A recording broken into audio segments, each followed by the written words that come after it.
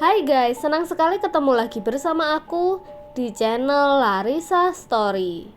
Di channel ini aku membahas tentang misteri, tragedi, dan juga kriminal.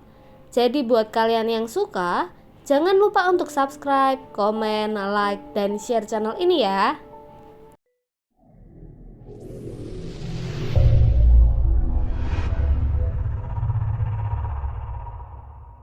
Hari ini aku mau bawain pengalaman horor nyata yang aku ambil dari twitternya @desiprayogo1 dan narasumbernya bernama Kak Wiwin.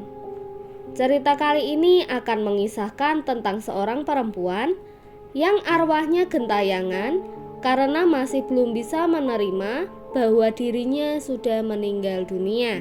Disclaimer dulu, di sini aku tidak akan menyebutkan lokasi kejadian dan semua nama akan aku samarkan sesuai dengan permintaan narasumber.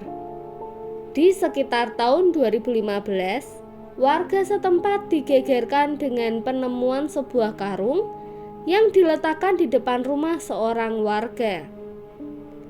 Saat warga membuka karung tersebut, ternyata di dalamnya ada tubuh seorang perempuan yang berusia sekitar 19-25 tahun yang tak lain adalah anak dari pemilik rumah tersebut. Kita panggil saja Melati. Melati sempat dikabarkan tidak pulang ke rumahnya selama 2 hari oleh orang tuanya sendiri. Melati sendiri adalah seorang mahasiswi di salah satu universitas.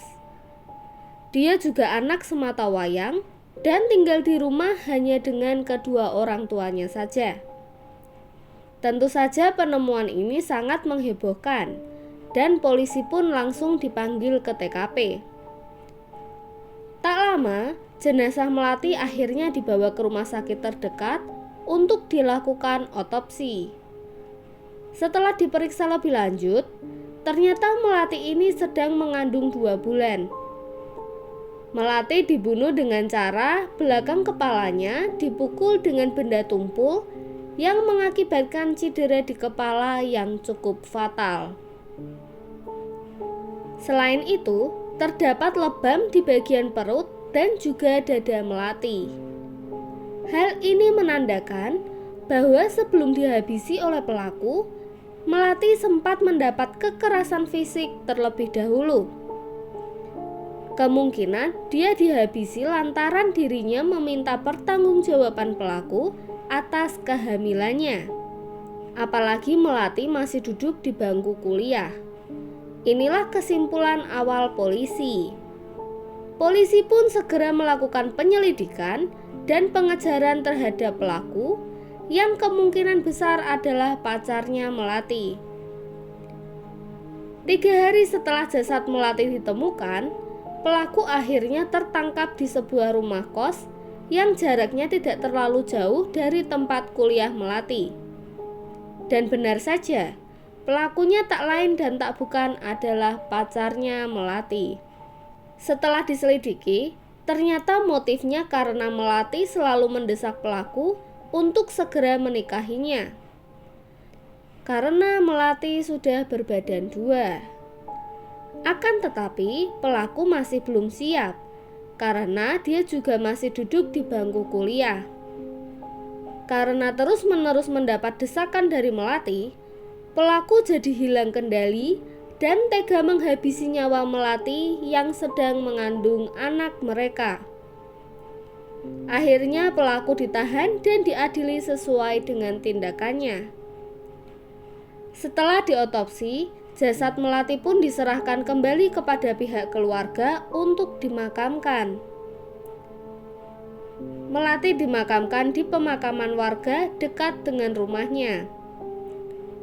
Tahlilan pertama hingga 7 harinya pun digelar di rumah sederhana milik orang tua Melati.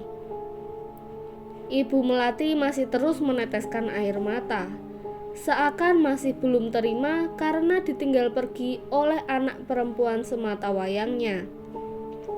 Hatinya hancur dan harapannya sirna. Tawanya hilang dan hidupnya tenggelam dalam rasa bersalah karena tidak bisa menjaga anaknya dengan baik. Hari demi hari ibunya hanya menatap foto Melati dengan kedua matanya yang sembab. Beliau selalu tidur di kamar milik Melati. Seakan ibunya masih ingin terus memeluknya dengan hangat. Ibunya masih tidak percaya dengan apa yang menimpa anak semata wayangnya itu. Seorang anak yang dibesarkan dengan penuh kasih sayang dan kehangatan harus meninggal dengan cara seperti itu.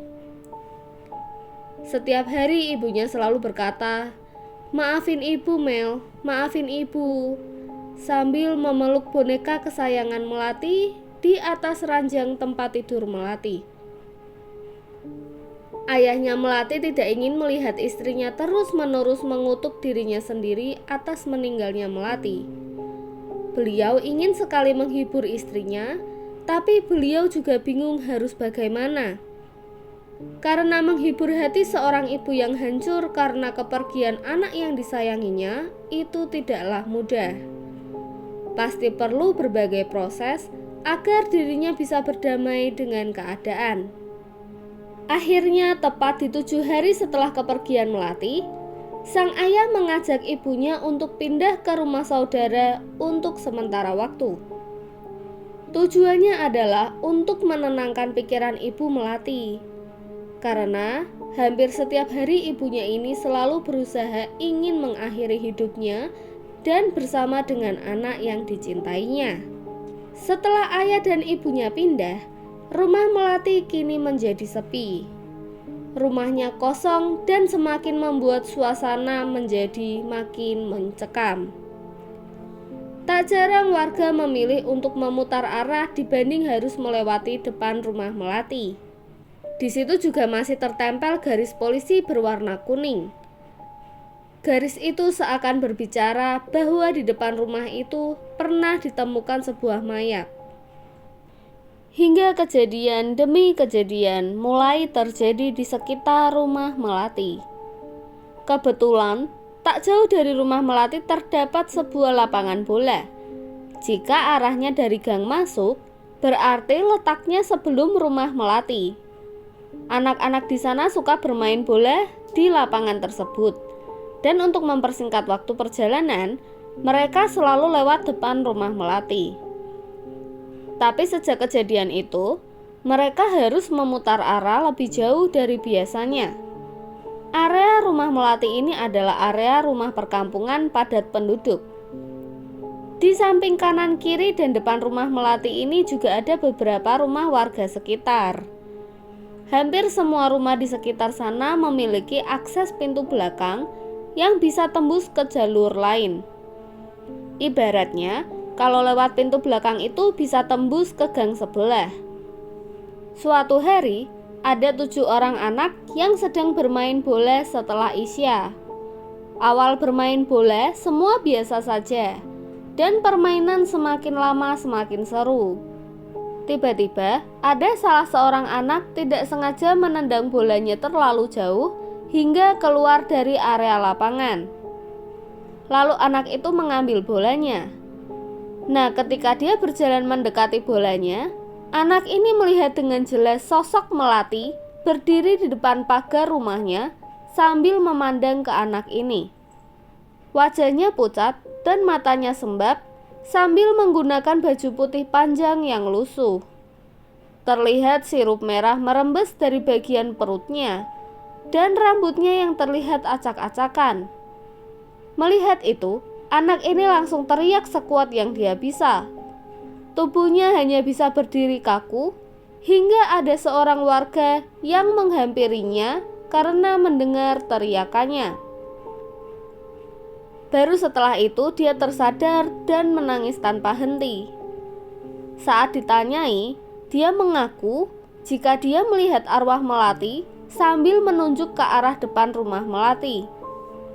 Warga merasa tidak percaya dengan ucapan anak ini, dan akhirnya warga mengantar anak ini pulang ke rumahnya, dibarengi dengan anak-anak lain juga pulang ke rumah mereka masing-masing.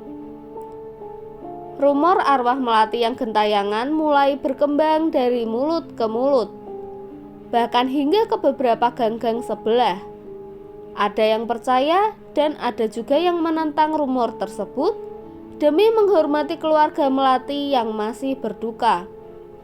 Sampai pada akhirnya, rumor itu semakin kuat ketika tetangga belakang rumah Melati menyaksikan sendiri arwah Melati. Nah, tetangga belakang rumah Melati inilah narasumber kita, yaitu Kak Wiwin. Jadi, bagian belakang rumah Melati dan bagian belakang rumah Kak Wiwin itu ada pekarangan kecil. Biasanya, pekarangan itu dijadikan tempat untuk menjemur baju. Nah, Kak Wiwin ini baru saja melahirkan seorang bayi yang saat itu masih berusia 1 bulan. Tetangga belakang rumah Melati ini awalnya tidak memiliki firasat apapun dan juga tidak menanggapi serius rumor yang beredar. Karena dia tahu Melati ini adalah orang baik. Jadi tidak mungkin kalau arwahnya sampai gentayangan. Nah, sampai suatu kali sekitar jam 8 malam, setelah Kak Wiwin selesai mencuci popok anaknya dan ingin menjemur, Kak Wiwin ini melihat sendiri sosok Melati berdiri di belakang rumahnya, melihat ke arahnya sambil berkata, "Lagi jemur ya Mbak Win?" Ini adalah pertanyaan yang biasa ditanyakan Melati ketika sedang berada di belakang dan melihat Kak Wiwin akan menjemur baju. Melihat dan mendengar pertanyaan Melati, Kak Wiwin ini merasa percaya nggak percaya sekaligus bingung. Mungkin Kak Wiwin ini ngeblank. Jadi dengan polosnya Kak Wiwin ini malah balik tanya, "Itu kamu ya Mel?" "Iya bener, ini aku Mbak. Kalau bukan aku terus siapa lagi?" jawab hantu Melati sambil diiringi suara tawa. Lagi-lagi Kak Wiwin ini masih belum ngeh, sampai dia melihat ada sirup merah di perutnya Melati. Barulah dia sadar jika sosok tersebut adalah arwah Melati yang digosipkan gentayangan menghantui warga sekitar. Kak Wiwin langsung teriak memanggil-manggil suaminya, dan tak lama suaminya langsung menggeret Kak Wiwin masuk, dibarengi dengan suara cekikikan Melati yang sangat tidak ramah di telinga. Suaminya langsung menegur Kak Wiwin agar menjemur bajunya di depan rumah saja. Dan sejak hari itu, pintu untuk menuju ke belakang ditutup kayu oleh suaminya Kak Wiwin. Penampakan ini belum berhenti sampai di situ. Kali ini, penampakan Melati dialami oleh penjual bakso keliling. Ceritanya, penjual bakso ini habis libur 1 bulan karena beliau harus pulang kampung ke desa karena ibunya meninggal. Panggil saja penjual bakso ini Mas Budi. Nah, karena beliau pulang kampung, jadi Mas Budi ini tidak tahu berita tentang pembunuhan Melati. Mas Budi ini tetap berjualan seperti biasanya, hingga tiba giliran dirinya melewati area gang rumah Melati. Tiba-tiba, dia merasa ada yang aneh dengan gang ini. Karena gang ini terasa sepi sekali dan tidak seperti biasanya. Tapi Mas Budi ini tidak berpikir yang aneh-aneh dan terus lanjut berjualan di gang itu seperti biasa. Mas Budi terus berjalan mendorong gerobaknya dengan sesekali memukul mangkok dengan sendok sambil berteriak, "Bakso, bakso!" Tiba-tiba, langkah Mas Budi terhenti ketika ada suara yang memanggilnya, "Bakso Mas!" Dan saat dia menoleh, ternyata sumber suara tersebut adalah suara Melati yang sedang berdiri di teras rumahnya. Dari teras sosok Melati ini teriak, "Mas, bakso kayak biasanya ya, nanti antar ke dalam." "Siap Mbak," sahut Mas Budi. Untuk tambahan informasi, Melati ini adalah pelanggan setia Mas Budi. Biasa, Mas Budi ini lewat di gang rumah Melati sekitar jam 7 atau jam 8 malam. Jadi, Melati biasa membeli baksonya untuk makan malam. Mas Budi langsung membuatkan pesanan Melati seperti biasanya.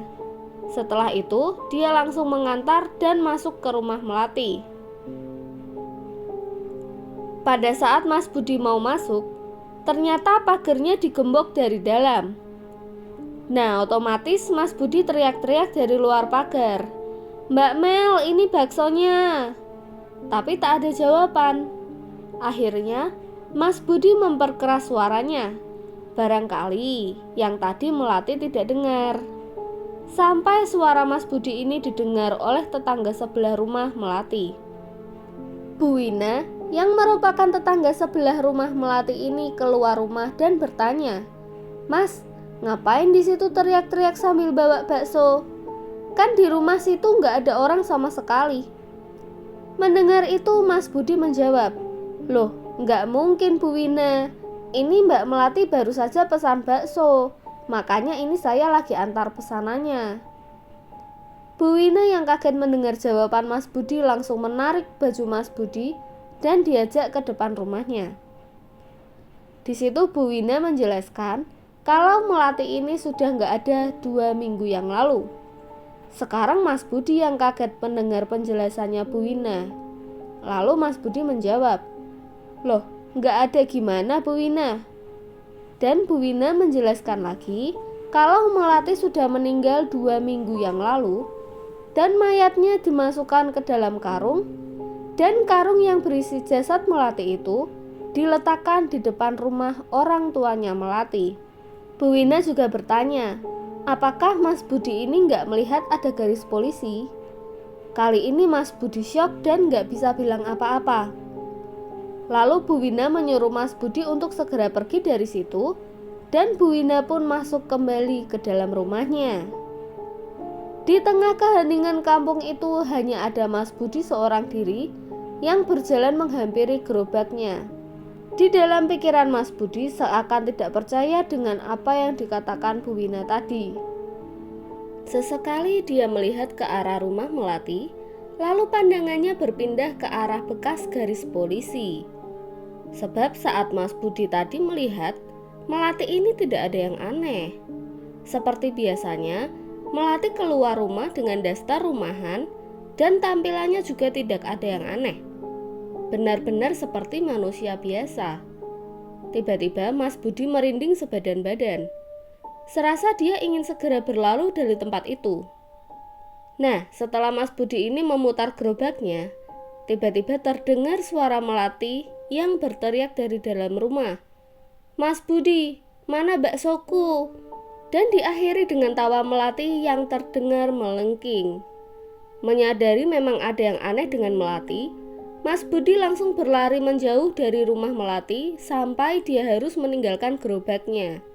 Hingga pagi harinya, Mas Budi baru berani kembali dengan beberapa warga yang dia mintai tolong untuk menemaninya mengambil gerobak yang dia tinggalkan di sana. Barulah saat itu Mas Budi mendapat cerita secara gamblang dari Pak RT setempat.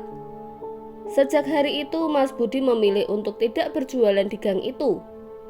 Kejadian semakin lama semakin mencekam.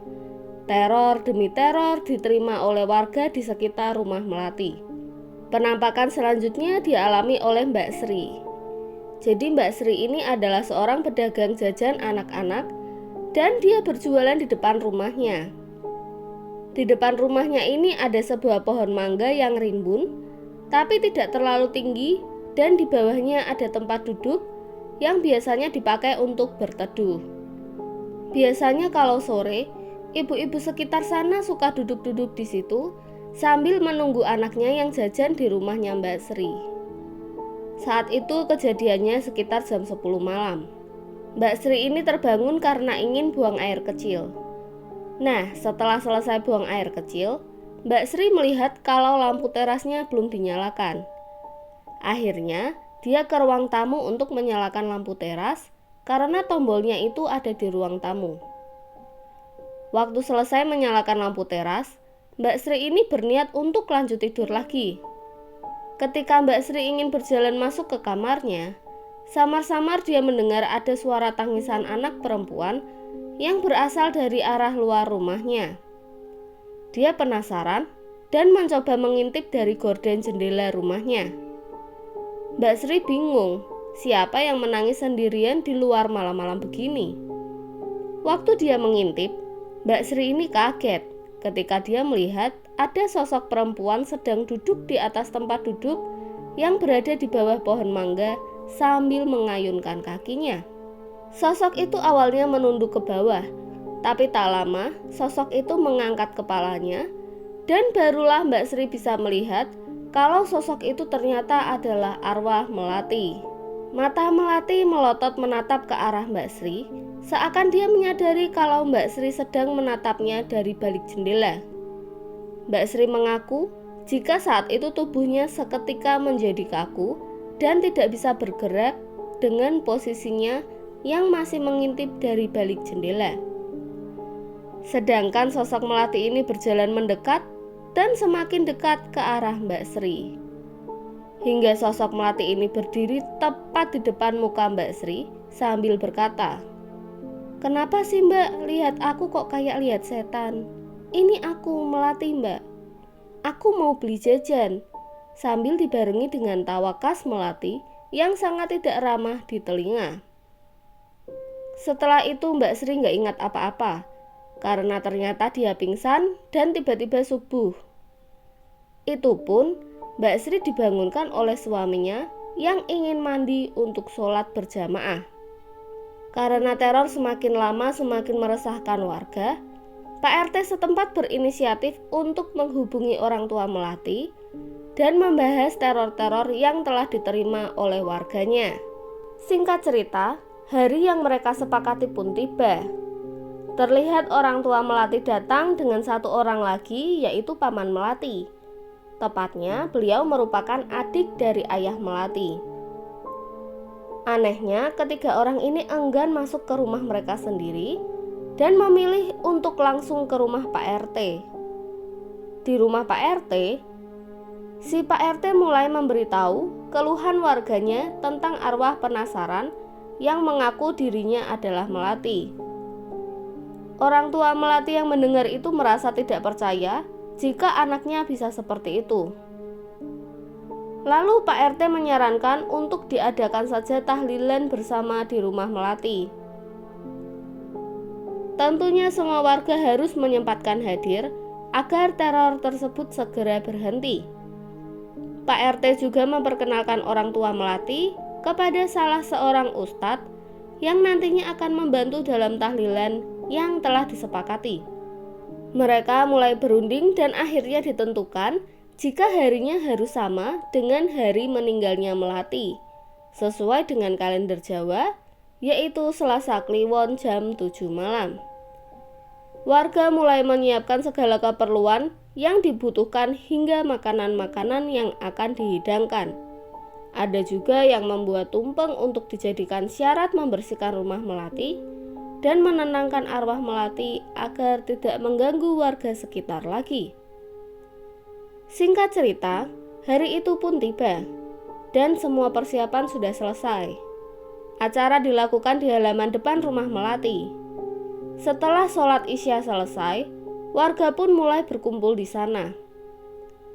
Tahlilan dan doa bersama pun dimulai. Semua kusyuk berdoa di sana, termasuk orang tua dan keluarga Melati. Ibu Melati mulai menangis karena beliau kembali mengingat kejadian beberapa minggu sebelumnya yang menimpa anaknya. Tapi Pak Ustadz berkata, jika ibunya harus bisa mengikhlaskan kepergian Melati dengan lapang dada, agar memudahkan Melati melewati jalannya untuk menuju ke alamnya. Dengan segenap hati seusai doa bersama, Ibu Melati berkata, "Mel, ibu, bapak, dan semua keluarga sudah ikhlas. Mel harus tenang di sana ya nak. Melati sudah bukan di sini lagi tempatnya. Percayalah Mel, ibu dan bapak akan selalu menyayangi Melati sampai kapanpun, meski alam kita sudah berbeda. Mel janji ya nak sama ibu, jangan seperti ini lagi. Kalau Mel tetap seperti ini terus, ibu dan bapak sedih nak." Lalu, secara mengejutkan, pintu rumah itu terbanting terbuka dengan sendirinya, dan tak lama keluarlah sosok arwah Melati dari dalam rumah. Terlihat Melati yang menangis dengan sirup merah yang keluar dari dalam perutnya berjalan menghampiri ibu dan bapaknya. Warga yang melihat itu langsung berhamburan lari menjauh dari rumah itu. Dan hanya tersisa keluarga Melati, Pak Ustadz dan Pak RT. Dan dengan ekspresi sedih bercampur amarah, Melati berkata, "Kenapa Mel harus pergi, Bu? Pak, ini kan rumah Melati. Ibu bapak kemana aja? Hampir sebulan Mel di rumah sendiri. Kenapa ibu bapak ninggalin Mel sendiri di rumah? Salah apa Mel sama ibu dan bapak? Harusnya ibu sama bapak kasih tahu Mel kalau memang Mel ada salah. Jangan tinggalin Mel sendiri di rumah." Nah, mendengar itu, ibu dan bapak Melati menangis histeris. Semua warga di sana melihat dari jauh dan menjadi saksi pertemuan orang tua dengan arwah anaknya. Ibunya Melati memberanikan diri mendekat ke anaknya dan mengusap wajah anaknya sambil berkata, "Melati, sayangnya ibu bapak. Melati sudah meninggal, sayang. Alam kita sudah berbeda. Mel harus pulang dan tenang di alam Melati. Nanti kita pasti akan berkumpul lagi ya, Nak. Ibu bapak juga sama-sama kangen sama Melati. Kita semua yang ada di sini sayang sama Mel. Kita juga tidak ingin meninggalkan Mel. Semua yang ada di sini mencoba melakukan yang terbaik untuk Mel. Kita tahu Mel masih belum bisa menerima dengan apa yang sudah terjadi. Tapi percayalah, Nak, meski Mel sudah meninggal, kasih sayang ibu bapak tidak akan pernah hilang untuk Mel." Dan secara bersamaan tiba-tiba muncul angin yang cukup kencang. Terlihat pohon-pohon di sekitar sana seperti meliuk-liuk karena saking kencangnya angin yang berhembus. Lalu ibu Melati muntah-muntah sebab dia mencium aroma busuk dari tubuh anaknya. Dan secara mengejutkan Melati langsung terbang sambil berkata, "Aku belum mati," dengan diiringi tawa khasnya. Sampai orang-orang di sana menutup semua telinga mereka karena telinga mereka serasa berdengung setiap habis mendengar tawa Melati. Melihat anaknya yang masih belum terima akan kematiannya, membuat perasaan ibu Melati hancur dan menangis histeris. Beliau tidak menyangka anaknya bisa seperti ini. Pak Ustadz menyarankan untuk semuanya pergi ke makam Melati. Menurut yang Pak Ustadz ketahui, kalau di desanya pernah ada kejadian yang hampir mirip dengan kejadian Melati ini, di mana warga desa Pak Ustadz datang ke makamnya, mencabut batu nisan yang bertuliskan namanya, lalu menancapkan kembali ke batu nisan itu,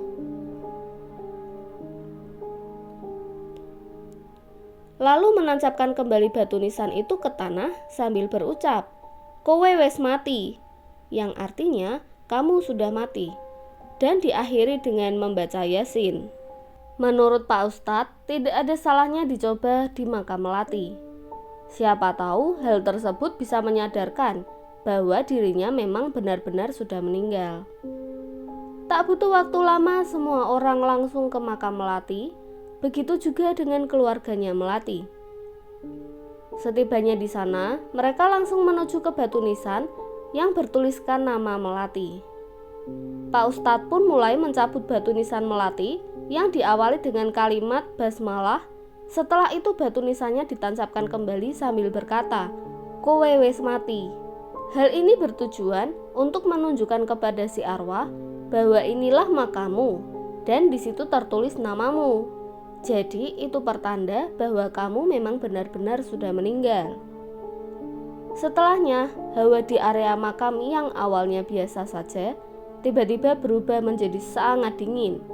Tapi warga masih harus melanjutkan membaca Yasin bersama di makamnya Melati. Barulah setelah itu semua orang bersama-sama kembali ke rumah Melati untuk makan-makan bersama, sebelum akhirnya mereka semua kembali ke rumah masing-masing. Dan benar saja, sejak itu sudah tidak ada kejadian teror-teror hantu Melati lagi di sana. Ya, meskipun di hari-hari tertentu, jika ada orang yang lewat di depan rumah Melati, masih bisa mencium aroma bunga kenanga bercampur pandan yang lumayan menyengat. Padahal di sekitar situ tidak ada tanaman kenanga ataupun pandan wangi. Akhirnya, belakang rumah Melati kini di tembok tinggi, sehingga tidak ada akses pintu belakang lagi, karena memang itu permintaan warga demi kenyamanan banyak orang. Sekarang rumah melati ini dijual, tapi juga masih belum laku sampai detik ini. Sekarang warga sudah tidak takut lagi, karena warga percaya kalau arwah melati sudah tenang. Tapi sebenarnya banyak warga yang melihat pocong di dalam rumah itu.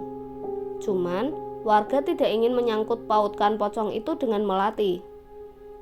Para warga berpikir, ya namanya juga rumah kosong, pasti banyak juga makhluk-makhluk tak kasat mata lain yang menempati rumah itu. Tapi yang terpenting adalah sudah tidak ada lagi teror-teror yang menghantui warga sekitar, dan itu sudah lebih dari cukup. Kalau dulu sesudah jam 6 malam warga tidak ada yang berani keluar rumah. Tapi sejak yasinan di makam melati itu, area gang rumah melati masih ramai sekali meski sudah tengah malam. Sosok pocong penunggu rumah kosong bekas rumah melati itu juga tidak meneror sampai keluar rumah. Paling-paling ya kalau ada orang kurang beruntung lewat dan melihat rumah itu, tiba-tiba pocongnya muncul dari dalam, tapi nggak sampai ngejar atau yang gimana. Jadi ya cuman berdiri ngeliatin orang sambil melotot-melotot. Orang tua melati juga memilih untuk pindah rumah di gang sebelah, karena mereka tidak mau terus-menerus mengingat kenangan-kenangan menyedihkan tentang melati di rumah tersebut. Oke guys, itulah cerita pengalaman nyatanya Kak Wiwin. Jangan lupa tulis apapun pendapat kalian di kolom komentar. Buat kalian juga yang punya pengalaman horor dan mau aku bawain di channel ini, jangan lupa untuk kirim pengalaman horor kalian ke email larisastory30@gmail.com. Terakhir, thank you buat yang sudah nonton video ini sampai akhir, dan mohon maaf jika ada salah-salah kata dan penyebutan. Please dukung channel ini dengan cara subscribe, like, komen, dan share sebanyak-banyaknya ya. And see you on the next video. Bye-bye.